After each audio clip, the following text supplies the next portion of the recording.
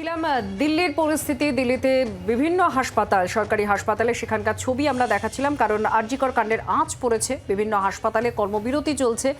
রাজীব আমাদের প্রতিনিধি জানাচ্ছিলেন এই বিষয় নিয়ে। রাজীব, একটু জানবো কি পরিস্থিতি দিল্লিতে রয়েছে এখনো পর্যন্ত।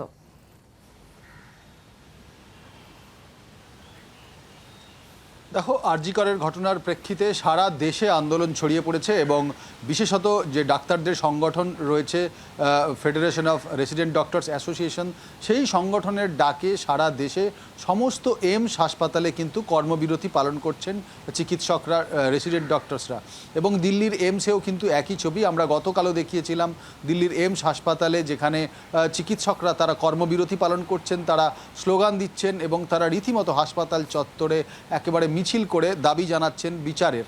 এবং এই বিচার বলতে তারা চাইছেন কিন্তু চিকিৎসকদের নিরাপত্তা নিশ্চিত করা এবং তার জন্য একটা আইন আনা। আমরা গতকালই দেখিয়েছিলাম যে ইন্ডিয়ান মেডিকেল অ্যাসোসিয়েশন তারা কেন্দ্রীয় স্বাস্থ্যমন্ত্রী জগৎ প্রকাশ নাড্ডাকে চিঠি লিখে একগুচ্ছ দাবি জানিয়েছেন। তার মধ্যে যেমন একদিকে রয়েছে হাসপাতালগুলিকে, বিশেষত বড় যে হাসপাতালগুলিকে সেগুলিকে সেফ জোন হিসেবে ঘোষণা করা, সেখানে পুলিশের ক্যাম্প বসানো এবং নিরাপত্তা নিশ্চিত করা। পাশাপাশি কেন্দ্রীয় সরকারের তরফ থেকে একটি বিল সেটা আনা যেখানে চিকিৎসক এবং চিকিৎসার সঙ্গে যুক্ত কর্মীদের নিরাপত্তা নিশ্চিত করা যায়। এই দাবিগুলো নিয়ে তারা আন্দোলন চালাচ্ছেন এবং রাজ্য সরকারের কাছেও তাদের বেশ কিছু দাবি রয়েছে।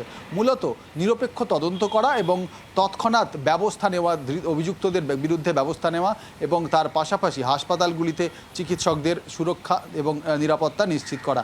এই দাবিতে একদিকে যেমন দিল্লির এইমস হাসপাতালে বিক্ষোভ চলছে, পাশাপাশি ঠিক এইমসের উল্টো দিকে সফদরজং হাসপাতালেও বিক্ষোভ চলছে।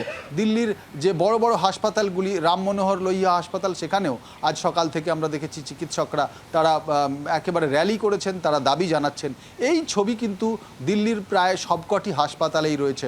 মৌলানা আজাদ মেডিকেল কলেজ, সেখানেও একই ছবি আমরা দেখেছি। লেডি হার্ডিঞ্জ হসপিটাল, সেখানেও একই ছবি।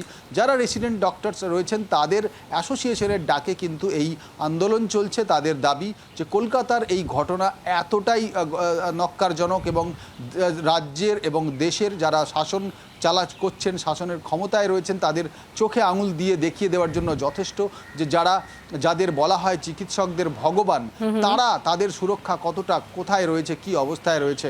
আর এই জায়গায় দাঁড়িয়ে তারা কিন্তু আন্দোলন চালাচ্ছেন। তাদের দাবি শুধুমাত্র নিরাপত্তা নিশ্চিত করা এবং সেজন্য সুনির্দিষ্ট আইন বলবৎ করা। এবং বলা হচ্ছে যে রাজ্যে বিভিন্ন রাজ্যে 25টি রাজ্যে চিকিৎসকদের জন্য পৃথক আইন রয়েছে, কিন্তু সেই আইনগুলিকে কার্যকর করার ক্ষেত্রে সরকারগুলির অনীহা দেখা যায়। আর এই কারণেই কেন্দ্রীয় আইন তৈরির দাবি জানানো হচ্ছে। এবং মেডিকেল অ্যাসোসিয়েশনের তরফে কিন্তু গতকালই আমরা দেখেছি যে স্বাস্থ্যমন্ত্রীর কাছে তারা একটি স্মারকলিপিও পাঠিয়েছেন। এবং এই যে আন্দোলন, এই যে দাবি তারা জানাচ্ছেন যে এই তাদের কর্মবিরতি লাগাতার চলবে যতক্ষণ না নিশ্চিত করা হচ্ছে কর্মরত চিকিৎসক তাদের কর্মস্থলে তাদের নিরাপত্তা যতক্ষণ না সুনিশ্চিত করা হয়। এই আন্দোলন চলবে। অর্থাৎ অনেক ধন্যবাদ রাজীব চক্রবর্তী, আমাদের প্রতিনিধি দিল্লি থেকে সরাসরি ছিলেন এবং আপনারা বিভিন্ন জায়গার ছবি দেখছিলেন। কর্মবিরতি চলছে।